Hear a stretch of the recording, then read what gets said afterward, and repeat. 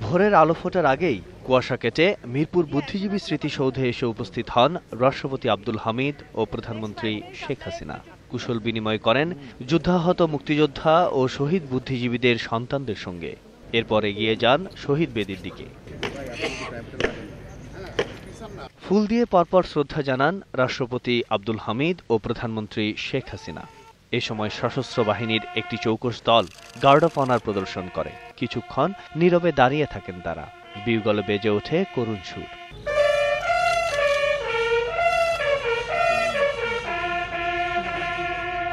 পরে দলীয় সভাপতি শেখ হাসিনার নেতৃত্বে শ্রদ্ধা জানায় আওয়ামী লীগ।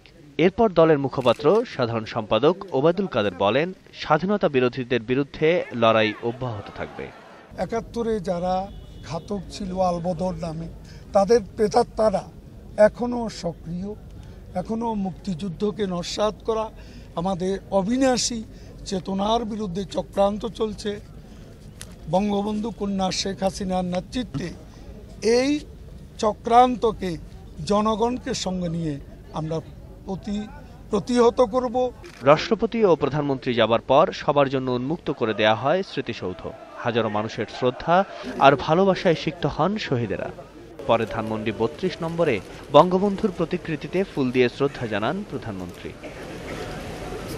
শহীদদের স্মরণে আরও কিছুক্ষণ নীরবে দাঁড়িয়ে থাকেন তিনি। রাফেজ সাদমান আদেল, ২১শে টেলিভিশন, ঢাকা।